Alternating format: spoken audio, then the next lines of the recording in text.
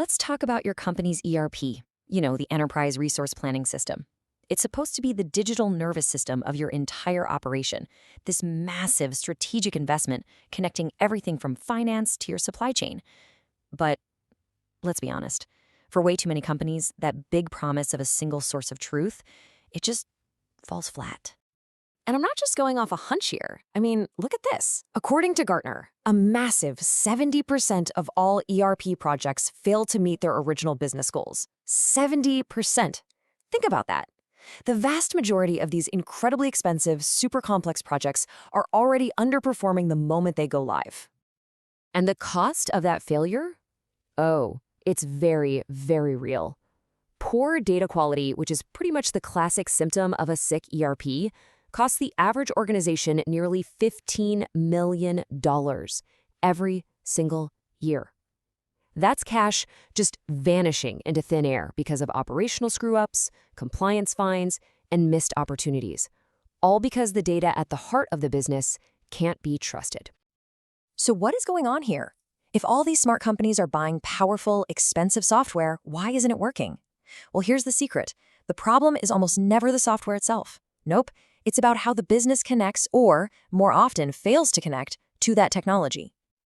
So, here's how we're going to break it down. We're going to diagnose the 3 hidden failure points that throw most ERPs off course. We've got the strategy disconnect, the governance vacuum, and the measurement mirage. And then once we know what's broken, we're going to talk about the fix, how to build a true value engine. All right, first up, the strategy disconnect. This is what happens when an ERP project completely loses its why. It just gets detached from the actual business goals it was supposed to help with, and it turns into just another IT project. One that's all about features and tech, not about results. And I love this maturity model because it shows you the journey. A lot of companies are stuck at level 1, where the ERP is just an IT system. It's a cost center, something you have to maintain. But as you get smarter, you move up. At level 3, it's actually helping departments run better. But the real magic happens at level 5. That's when your ERP becomes a platform for innovation, a genuine strategic advantage. And here's the kicker. The higher your maturity, the higher your ROI. So take a look. Where does your company really sit on this chart? And this slide just nails the 2 different mindsets. On the left, you've got the technology-driven approach. This is where you're adding features just because you can, or you're standardizing your process so much you accidentally kill the unique thing that makes you competitive. But on the right, the business-driven approach, that's totally different. Every single thing you build has a clear reason, a clear value. The ERP is designed from the ground up to support exactly how your business needs to run to win. All right, on to our second big failure point, the governance vacuum. Honestly, this is where so many projects just completely implode. It's what happens when nobody's really in charge, there's no clear accountability, and decisions don't get made. It's a fast track to scope creep, total confusion, and absolute chaos. So, when we talk about governance, what are we even talking about? It's not just a bunch of boring meetings or some project plan. It's the actual system of decision rights. It answers the most important questions of all.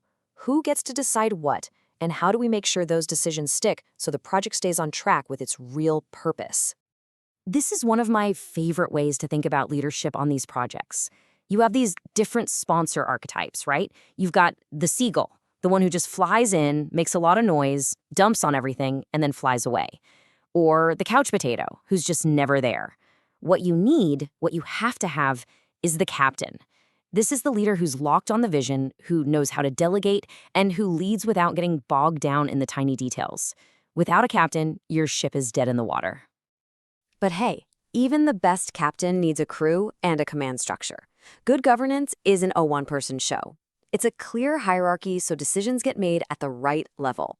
The steering committee, they're like the admirals, making the big strategic calls. The solution design authority protects the architectural blueprint. The PMO runs the ship day to day. And the change control board, the CCB, they're the gatekeepers, making sure you don't get sunk by scope creep. This structure is what protects the whole mission. And that brings us to our third and final failure point, the measurement mirage. Oh, this one is sneaky. This is the trap of celebrating things that are easy to count, but that have absolutely zero connection to real business value. It makes everyone feel busy and productive, but the actual benefits of the ERP, they never show up. And here they are, the classic mistakes. Popping the champagne at go live like it's the finish line, huge mistake. The real work is just starting. Measuring system uptime, that just tells you the lights are on, not if anyone's home. Tracking logins, who cares? It doesn't tell you if people are actually getting their work done better or faster. And modules installed, that's just measuring activity, not impact. Okay, so this is the mental shift you have to make. On the left, a vanity metric like system uptime. It's a technical checkup, that's it. But on the right, a value metric like order to cash cycle time. Now we're talking. This is a business health check. It directly measures how efficient you are and how that's hitting your cash flow. This is the kind of metric that proves your ERP is actually worth a damn. Okay, so we've laid out the problems, right? A disconnect from strategy, no real governance, and measuring all the wrong things. Now, let's talk about the solution. And this isn't a one-and-done project fix. This is about building a continuous operating model, something we're going to call a value engine. This quote right here, this is everything. It perfectly captures the mindset you need. Success is not about checking boxes on a project plan. Success is about making a real, tangible, measurable improvement in how your company actually operates. From this point forward, everything you do has to be laser-focused on that one goal. So here's how the engine actually works. It's a simple, repeatable cycle. First, you intake and frame every new idea, forcing clarity on what you're actually trying to achieve. Second, you prioritize. You use a shared set of rules to make your trade-offs obvious, which is where you make the super important decision of what not to do. Third, you execute. You turn those decisions into real work. And finally, number 4, you measure and learn. You actually compare the results to what you thought would happen. This creates an unbelievably powerful feedback loop. And this whole thing runs on just a few simple principles. Evidence before effort. Basically, prove it's worth doing before you do it. Small batches, high clarity. This keeps things moving fast and keeps everyone on the same page. And this last one is absolutely crucial. Decisions stay where they belong. The business owns the what and the why. IT owns the how. This one principle fixes the strategy disconnect and the governance vacuum in one shot. So, I'll leave you with this question to think about.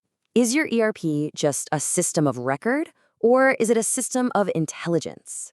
A system of record is just a big, expensive digital filing cabinet. It holds your data. But a system of intelligence that uses your data to make the business smarter, faster, and more competitive. By tying your tech to your strategy, building real governance, and measuring what actually matters, you can make that leap. You can finally turn your ERP from a frustrating cost center into the powerful strategic asset it was always supposed to be.